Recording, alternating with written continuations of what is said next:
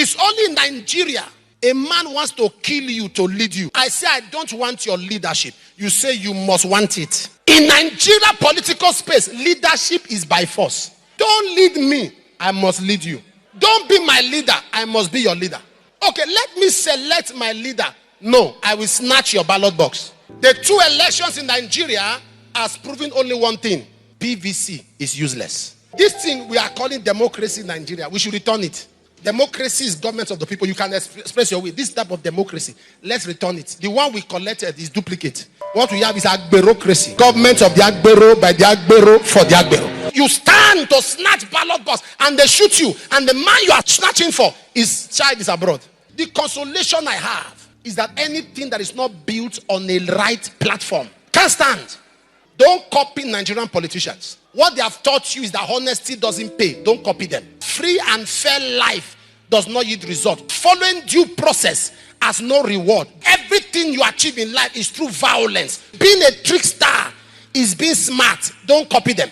Don't copy the average Nigerian politician who make you feel that honesty doesn't pay. Who make you believe that you can struggle to get a PVC. Stay on the queue, under the rain, under the heat, right before your eyes. They snatch ballot box, kill people, harass you, and at the end declare themselves winner. Don't copy them. That is a cursed life. Don't copy an average politician in Nigeria who carries people's children, imports them as mercenaries to waste people, kill people. Don't copy the average Nigerian politician who has now become a tribal bigot. Tribalism everywhere.